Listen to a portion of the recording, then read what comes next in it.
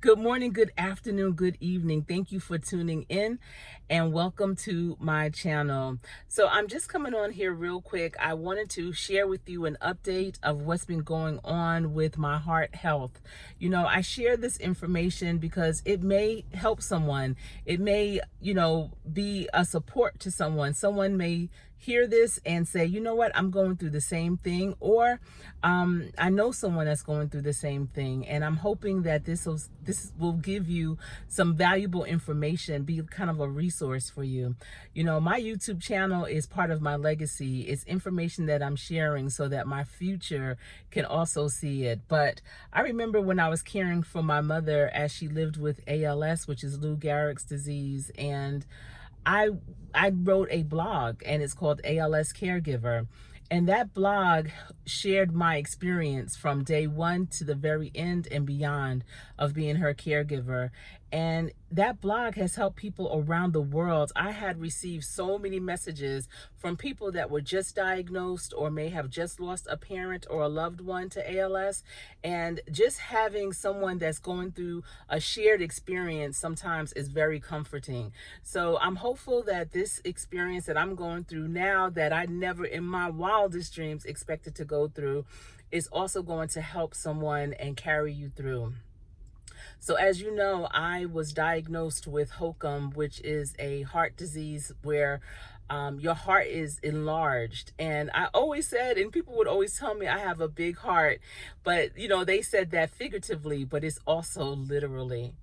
And I was diagnosed last summer after feeling dizzy, and I went to the doctor. They did an EKG. I had to get an echo sonogram and just a variety of things, and I was finally diagnosed. It is a hereditary heart disease that, if you have it, it's something that is inevitable. It's going to get progressively worse. It doesn't get better. However, it can pause.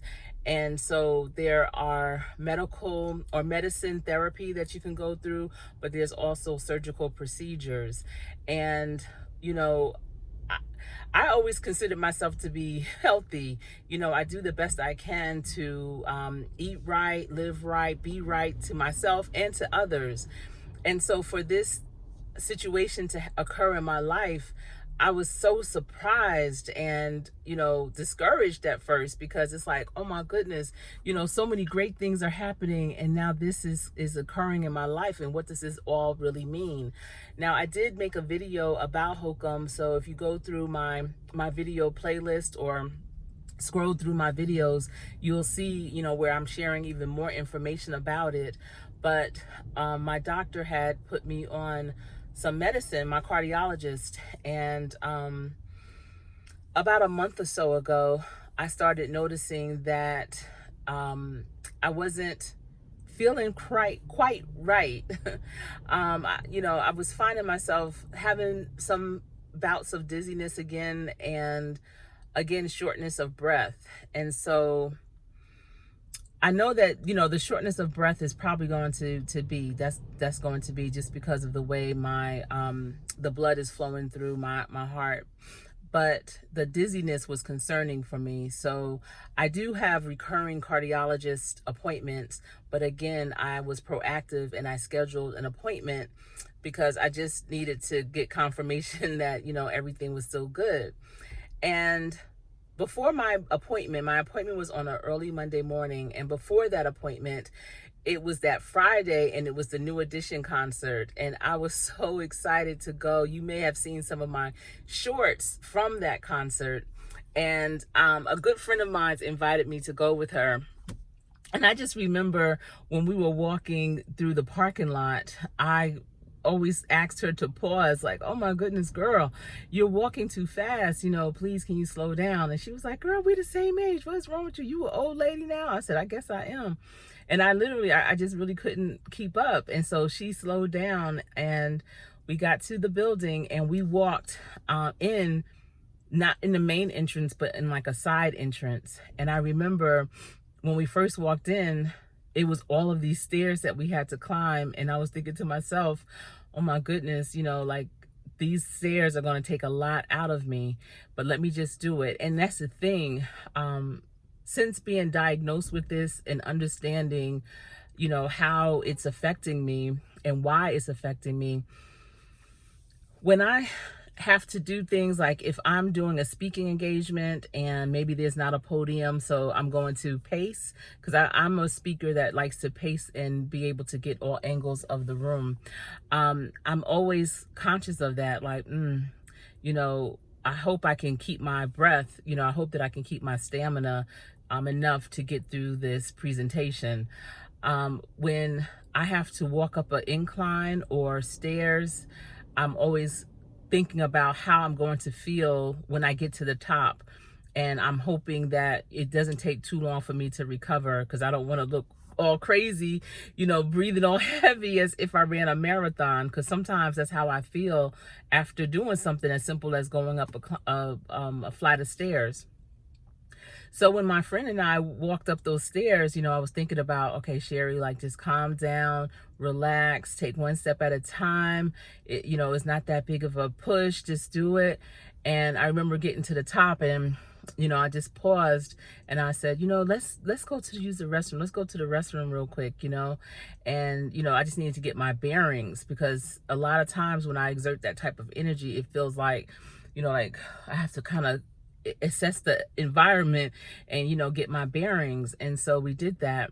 And then when we were going to our seats, and our seats were up kind of high, I remember even my friend noticed, and she said, let's stop right here, let's sit right here for a minute. And we did. I guess, sometimes I'm so focused on getting to the end, I don't know how I am showing up through the process. I don't know what people are seeing or how my body is doing things differently as I'm doing whatever it is, going upstairs or up a hill or whatever, or walking. So I guess she noticed something, and so we paused and we sat down, and then ultimately we got seats that were a little bit lower, which was great. But I remember after the concert, because let me tell you, that New Edition concert, if it gets anywhere near you or comes anywhere near you, I highly recommend that you check it out. It was so good. It's Tank, Guy, Keith Sweat, and New Edition. And I'm going to tell you, none of those groups disappointed us at all. And, when your song from back in the day comes on, I don't know about you, but it's hard for me to contain myself. So sometimes I found myself standing up and, dancing along with them because those songs are just so nostalgic and they still are relevant. But I had a feeling that doing all of that was going to leave a mark. Like, oh, let me just enjoy this, because that's the thing. Even when you're going through a storm or going through a challenge in life, still try to find those joys. Don't put off things because you have a situation going on. Still go and live and have those experiences and gain those memories. That is so important.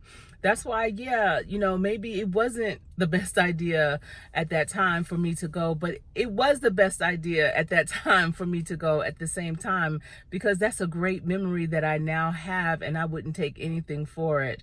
So, after the concert and leaving the Spectrum, it was in Charlotte at the Spectrum, I just remember, it was challenging to breathe. I felt really discombobulated, and often we had to stop, so I can take a break.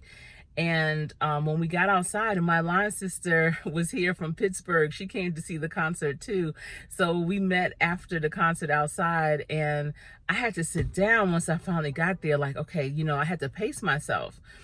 And I'm just not used to that. I'm used to just being able to go, like, let's go, what's up, But I'm finding that I have to pace myself. And so I had my appointment on Monday, and they did another EKG on me, and the EKG showed signs of progression. It was different than my last one, which I had just a few months ago. I think it was September or October. And so they said that I would need to get another echosonogram, and that they were referring me to a heart and vascular specialist to discuss options of if I needed to have a procedure or not. So I'm thinking, first of all, this whole experience, I feel like I'm having an out of body experience. And when I'm talking with the doctor or when they're talking to me, I'm thinking to myself, who are you talking about? Because I know what my challenges are, but I just can't even imagine it being to that extent, you know? And it's just so unreal to me. It is so unreal. And so I am in disbelief in real life. Um, I knew that I had a trip coming up to Sacramento, California. I was doing a presentation at a conference, and it was a dynamic presentation. It was a group of us doing a workshop. It was a full day. It was from 8 to 5 p.m. And I was so hesitant on sharing with my doctor that I was flying out because I didn't want her to say, you can't do that.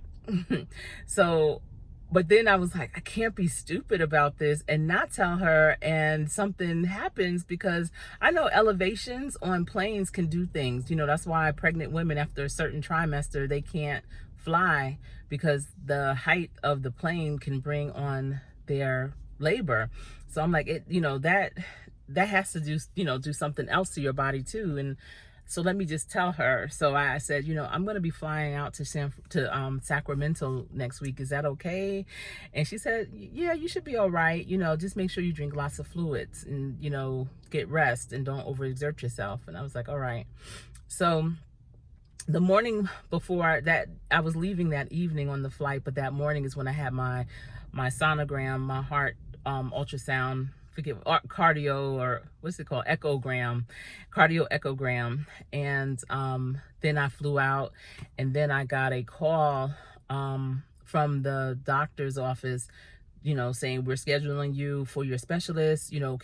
We have today, tomorrow. Like, they was like trying to get me in, and I'm in Sacramento. So I'm like, wait, I can't go. I have to wait. Like, can we do it next week or whatever? And so they said, okay, we could do that. But at this appointment, they're going to discuss whether or not you should get an alcohol septal, whatever, ablation, or a something kind of surgery, which is open heart surgery. And I said, wait, what? I thought that this was to discuss if I needed it at all. I didn't know if it was either or, that I had to select which one or whatever to discuss which option would be better. I thought it was like if I needed a procedure or not. They said, no, this one, we're going to be talking about which one. So I was like, oh my goodness, who are you talking about? What's going on? And so I came back from Sacramento. It was a wonderful trip. The weather was cold though, but it was still wonderful. And I do have like a walking video if you want to check it out. I walked down by the old downtown Sacramento and into the new downtown Sacramento, down by the river. It was a wonderful, beautiful area. But it was a lot of poverty there. And even when I was walking, I heard two homeless people talking, and they were like, yeah, this city doesn't have anything to offer anyone. It's only comprised of people who are homeless and poor or ultra rich, nothing in between. And I was like, wow. And as I was walking in the downtown area, I didn't see anyone just walking and, maybe on their break or lunch or something. It was very deserted, really. But at any rate, so I had my appointment with the specialist on yesterday, was Monday. And over the weekend, I just kept thinking about it, like, wait, I can't believe that I'm gonna have to make this decision. I was talking about it with my husband, my children. I didn't talk about it with my children. I slightly mentioned it to my daughter, one of my daughters. I didn't want my children to be concerned or worried. And I was telling my husband that, like, this time around, I'm not really going to share too much with them about what's happening, because they're living their best life. And I don't want them to be ultra concerned about me. I'll be all right. And, it's not for them to worry about me. So, I was telling him, I was like, I'm going to really be leaning 100% on you and God at this point, because, even though our kids are adults, I just can't have them part of this process. So Sunday evening, I was trying not to let it, infiltrate my mind as much, but it really started to, like, wow, what is this going to look like? What is this really going to be like? How is this going to ultimately affect my life and what's going on? And so I reached out to my prayer warriors, my line sisters, some of my cousins, dear friends, and asked them to just pray for me for this process, because I was going to advocate for myself. I wasn't going to go down laying down with this. I was absolutely going to flush this all the way out. I wasn't just going to take the doctor's recommendation. We were going to debate through this about really trying not to have the procedure and what does that really look like. So I had my appointment yesterday afternoon with Dr. Ali, and I've been told he's the best heart and vascular specialist in Charlotte. And it was a great appointment. He showed me my cardio echogram, and then he even drew it out for me. And y'all, my heart is so thick.